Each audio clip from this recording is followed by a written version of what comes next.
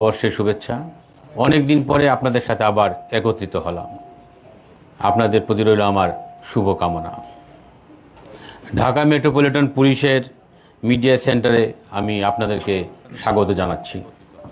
আপনারা নিশ্চয়ই অবগত রয়েছেন, ছাত্র জনতার ঐতিহাসিক আন্দোলনের মাধ্যমে আমরা এক নতুন বাংলাদেশ পেয়েছি। বর্তমান পরিস্থিতিতে সম্পূর্ণ নতুন আঙ্গিকে একটি স্থিতিশীল ও জনগণকে স্বস্তিকর আইন শৃঙ্খলা পরিবেশ উপহার দিতে দিনরাত্রি কাজ করে যাচ্ছে বাংলাদেশ পুলিশ এবং পাশাপাশি ঢাকা মেট্রোপলিটনে আমাদের গোয়েন্দা বিভাগ। বিগত 18 বছরের অধিককাল পতিত স্বৈরাচারের নির্দেশনা ও অপেশাদার কিছু কর্মকর্তার কারণে পুলিশকে জনগণের মুখোমুখি দাঁড় করানো হয়েছে। বর্তমানে আমরা সেখান থেকে উঠে এসে একটি পেশাদার ও জবাবদিহিমূলক পুলিশি ব্যবস্থা চর্চার চেষ্টা চালিয়ে পুলিশ যখন ঘুরে দাঁড়িয়ে জনগণের পাশে থেকে আইন শৃঙ্খলা রক্ষার জন্য প্রতিনিয়ত কাজ করে যাচ্ছে, তখন এই কিছু লোক অবৈধ মজুতদারি, মামলা বাণিজ্য, সন্ত্রাসী কর্মকাণ্ড ইত্যাদির মাধ্যমে জনগণকে পুনরায় অস্থিতিশীল করার চেষ্টায় লিপ্ত রয়েছে।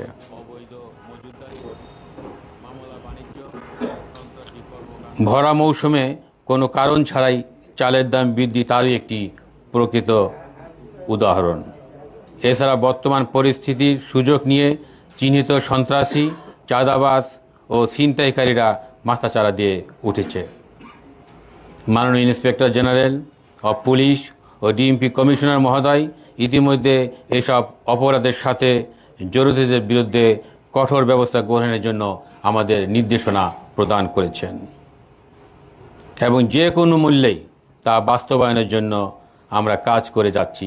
বিশেষ করে আমাদের গোয়েন্দা বিভাগ অবৈধ মজুতদার, চিহ্নিত সন্ত্রাসী, চাঁদাবাজ, ছিনতাইকারী ও মাদক ব্যবসায়ীদের বিরুদ্ধে আমাদের কঠোর অভিযান অব্যাহত রয়েছে।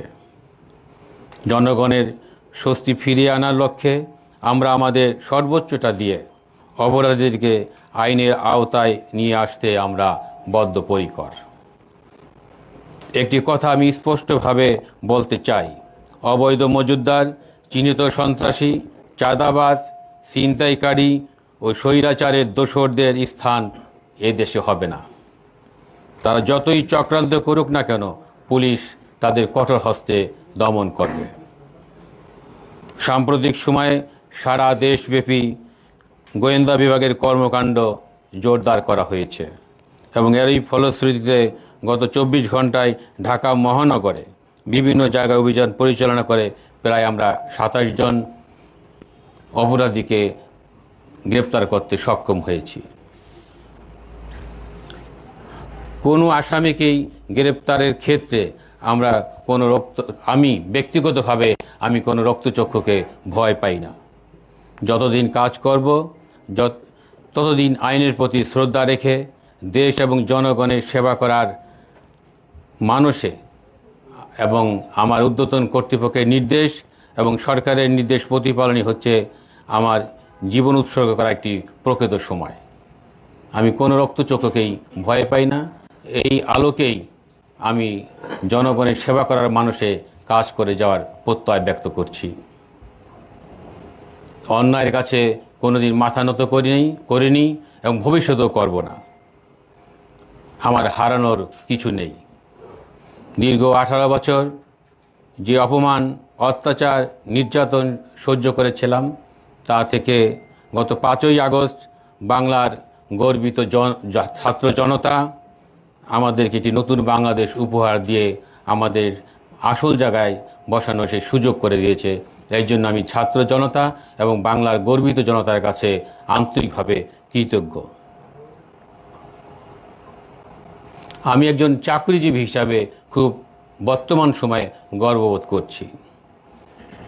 আমাদের সরকার প্রধান শুধু বাংলাদেশেই গর্ব নয়, তিনি সারা বিশ্বের একজন গর্বিত অভিভাবক। আমাদের সরকার প্রধান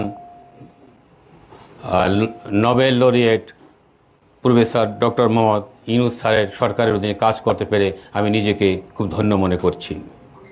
পাশাপাশি আমি কৃতজ্ঞ চিত্তে আমার স্বরাষ্ট্র উপদেষ্টা মহোদয়, বর্তমান সরকার প্রধানের বিশেষ সহকারী খুদাবাক চৌধুরী, ইন্সপেক্টর জেনারেল পুলিশ এবং ডিএমপির কমিশনার স্যারের প্রতি আমি কৃতজ্ঞ চিত্তে স্মরণ করছি যে তারা আমাদের কাজ করার জন্য যথেষ্ট সহযোগিতা করেছেন, আমাদের সহযোগিতার আশ্বাস দিয়েছেন এবং তাদের নির্দেশনার আলোকে আমরা কাজ করে যাচ্ছি।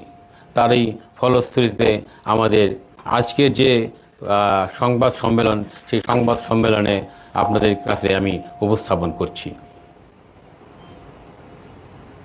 আমরা গতকাল রাতে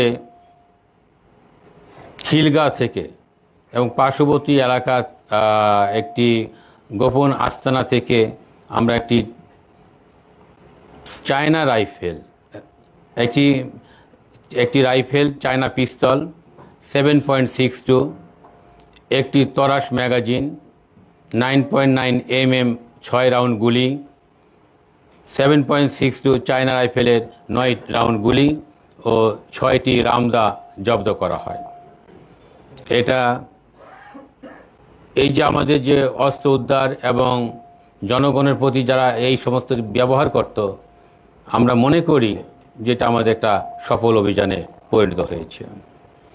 আপনারা প্রায়শই প্রশ্ন করে থাকেন চাঁদাবাজদের কথা। আমি একটু আগেও বলেছি যে কোনো রক্তচক্ষুকে আমি ভয় পাই না, সে যেই হোক তাকে আইনের আওতায় অবশ্যই আনা হবে। আমরা গতকাল রাতে যাত্রাবাড়ি থেকে পাঁচজন এবং ধানমন্ডি হাজারীবাগ থেকে একজন, মোট 6 জন চাঁদাবাজকে আমরা গ্রেপ্তার করতে সক্ষম হয়েছি এবং এরা পেশাদার চাঁদাবাজ এবং আমাদের কাছে কুখ্যাত চাঁদাবাজ হিসাবে পরিচিতি হিসাবে লাভ করেছে। এবং ছিনতাইয়ের যে ঘটনাগুলি ঘটছে, চাঁদাবাজের পাশাপাশি ছিনতাইয়ের যে ঘটনা ঘটছে, আমরা কালকে মিরপুর থেকে 24টি মোবাইল সহ 5 জন ছিনতাইকারীকে গ্রেপ্তার, লালবাগ থেকে 2 জন, মতিঝিল থেকে 2 জন, উত্তরা থেকে 1 জন, সর্বমোট 10 জন ছিনতাইকারীকে গত রাতে আমরা গ্রেপ্তার করতে সক্ষম হয়েছি। এবং পাশাপাশি আমাদের শুধু অভিযান এক বেলা নয়, আমাদের 24 ঘন্টায় আমাদের অভিযান অব্যাহত রয়েছে। দিনে রাত্রে সবসময় আমাদের গোয়েন্দারা কাজ করে যাচ্ছে।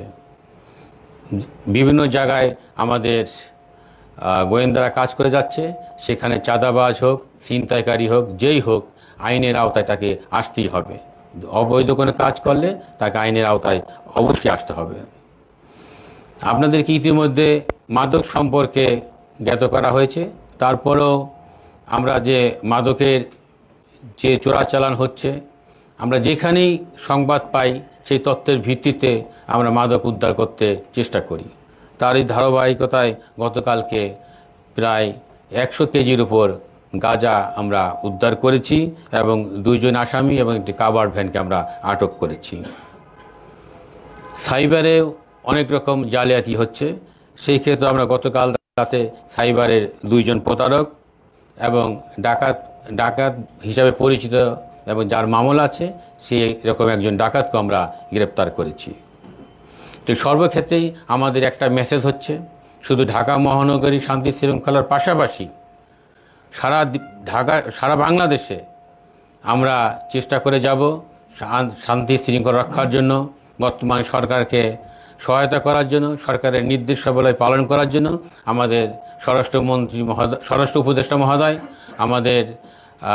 আমাদের মাননীয় প্রধান উপদেষ্টা মহোদয়ের সহকারী খুদাবাক চৌধুরী স্যারের নির্দেশ, আইজিপি স্যারের নির্দেশ এবং আমাদের সর্বোপরি আমাদের অভিভাবক ডিএমপির কমিশনার স্যারের নির্দেশ মোতাবেক আমরা কাজ করে যাচ্ছি। প্রতিনিয়তই আমরা আপনাদের সহযোগিতা প্রত্যাশা করছি। আপনাদের সহযোগিতা আমাদেরকে অনুপ্রেরণা যোগাবে এবং আপনাদের কাছে যদি কোনো তথ্য থাকে সেই তথ্যর আলোকে আমাদেরকে বললে আমরা তাৎক্ষণিকভাবে ব্যবস্থা নিতে সক্ষম হব। মাননীয় কমিশনার, প্রশ্ন করা যাবে? আচ্ছা, একটি বিষয় আপনারা অভিযান করছেন এবং গ্রেপ্তারও হচ্ছে, সবই ঠিক আছে, কিন্তু গত 5 মাসের আইন শৃঙ্খলা পরিস্থিতি যদি বলি, তাহলে প্রকাশ্যে কিন্তু খুনের ঘটনা ঘটছে। গতকালও মিরপুরে প্রকাশ্যে কুপিয়ে হত্যা করা হয়েছে, তারপরে এলিফ্যান্ট রোডে আমরা দেখেছি প্রকাশ্যে কুপিয়ে হত্যা করা হচ্ছে। তো আমাদের দেখা মতে আইন শৃঙ্খলা পরিস্থিতি কিন্তু ভয়াবহ মাত্রায় অবনতি হয়েছে, ডাকাতি হচ্ছে, সর্বোপরি পরিস্থিতি খুবই খারাপ, মানুষ খুবই আতঙ্কে আছে। তো হঠাৎ কেন এরকম আইন শৃঙ্খলা পরিস্থিতি এত অবনতি হলো? আরেকটা বিষয় যেটা হচ্ছে শিশু সন্ত্রাসীরা বের হয়েছে, আপনি জানেন যে গত 5 মাসে অনেকেই।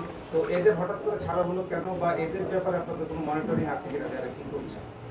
যারা শীর্ষ সন্ত্রাসী আছে তাদের বিরুদ্ধে এবং পাশাপাশি অন্যান্য সন্ত্রাসী যারা আছে সমস্ত সন্ত্রাসীদেরই আমাদের আইনের আওতায় আমরা নিয়ে আসব এবং আমরা সব বিষয়ে আমাদের মনিটরিং অব্যাহত রয়েছে।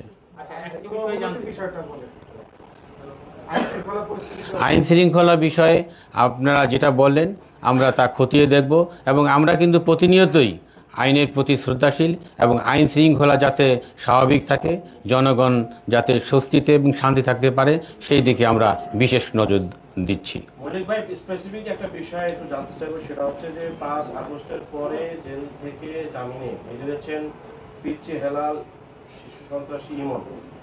মোহাম্মদপুরে ডাবল মার্ডারের ঘটনায় পিচ্চি হেলালের নামে মামলা হয়েছে। লাস্ট গত 10 তারিখ রাতে এলিফ্যান্ট রোডে যে ঘটনাটি ঘটেছে সেই ঘটনায় শিশু সন্ত্রাসী ইমনের বিরুদ্ধে মামলা হয়েছে। আর যে ভিকটিম তিনি হচ্ছেন আরেকজন শিশু সন্ত্রাসীর বড় ভাই। তা আপনারা ইমনের নামেও মামলা হয়েছে, পিচ্চি হেলালের নামেও মামলা হয়েছে, বিষয়টা দৃশ্যমান। আপনারা তাদেরকে ট্রেস করতে পারছেন কিনা, তারা কোথায়, তাদেরকে চেষ্টা করছেন? আমরা চেষ্টা অব্যাহত রয়েছি। আমি আগেও বলেছি কোনো সন্ত্রাসী আমাদের আইনের আওতা থেকে রক্ষা পাবে না, সে পিচ্চি হেলাল হোক, সে ইমন হোক, যেই হোক। আমরা আমাদের চেষ্টা অব্যাহত রেখেছি। আইনের আওতায় আমরা অবশ্যই তাদেরকে নিয়ে আসব। আচ্ছা, আগে দেখতাম যে বিভিন্ন এলাকায় পুলিশের রাতের বেলায় পুলিশের টহলটা জোরদার থাকতো, এখন সাম্প্রতিক সময়ে এটা কমে গেছে। আপনি কি মনে করেন যে পুলিশ তার হারানো মনোবলটা এখনো ফিরে পাচ্ছে? আমি মনে করি যে পুলিশ তার হারানো মনোবল অবশ্যই ফিরে পেয়েছে এবং তারা কাজের প্রতি তাদের যে আমাদের বর্তমান কমিশনার স্যার যে নির্দেশনা দিয়েছেন তার নির্দেশনা আমরা অক্ষরে অক্ষরে পালন করছি এবং আমরা টহল সহ ডিবির যে কার্যক্রম আমরা আরো জোরদার করছি। একটা গুরুত্বপূর্ণ প্রশ্ন হচ্ছে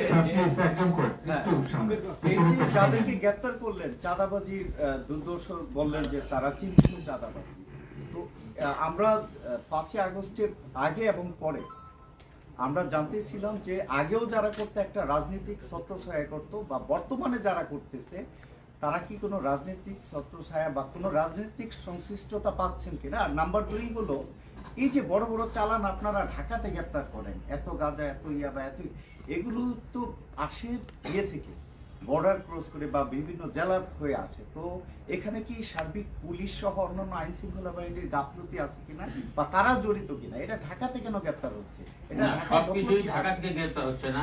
আমরা অনেক তথ্যের ভিত্তিতে কুমিল্লা থেকে, নারায়ণগঞ্জ থেকে, এমনকি আমরা যশোর, বিভিন্ন জায়গা থেকে যে আমাদের কাছে তথ্য আসে সেই তথ্যের ভিত্তিতে আমরা মাদক বলেন, এই সমস্ত যেগুলি অবৈধ জিনিসপত্র সেগুলি আমরা উদ্ধার করি। যাদের গ্রেপ্তার করলেন তাদের রাজনৈতিক কোনো ছত্রছায়া আছে না, আমরা এই পর্যন্ত কোনো আমি আগেও বলেছি যে আমরা কোনো রাজনৈতিক বা কোনো কাউকে আমরা ওইভাবে আমরা শেয়ার করি না। আমরা একজন চাঁদাবাজকে চাঁদাবাজ হিসেবে দেখি, একজন সন্ত্রাসীকে সন্ত্রাসী হিসেবে দেখি। আমরা চাঁদাবাজ সন্ত্রাসী যেই হোক আমরা কারো রক্তচক্ষুকে ভয় পাই না। আমরা আমাদের আইনের আওতায় তাদেরকে গ্রেফতার হবে এবং আমাদের অভিযান অব্যাহত থাকবে। সবাইকে ধন্যবাদ। আপনাদের যে ডিভিশনগুলো আছে প্রত্যেকটা ডিভিশনে আপনাদের যেহেতু আলাদা নজরদারি থাকে, আপনারা নিজেরাও জানেন কারা কারা কি কি ধরনের অপরাধের সঙ্গে ইনভলভ এবং আপনার থানা পুলিশের কাছ থেকে ওই ডেটাগুলো নেন। আপনারা কি এখনো পর্যন্ত আপনাদের প্রত্যেকটা বিভাগে এই ধরনের স্পেসিফিক কোনো তালিকা করতে পেরেছেন কিনা যে কারা কি ধরনের অপরাধের সঙ্গে ইনভলভ? এবং যারা সন্ত্রাসী তারা এখন দখলদারিত্ব শুরু হয়েছে, মোবাইলে ফোন করে থ্রেট দিয়ে আলটিমেটাম দিয়ে হচ্ছে দখলদারি চলছে। এই ধরনের কোনো তালিকা কি আপনারা স্পেসিফিক ভাবে করেছেন? আমরা তালিকা করেছি।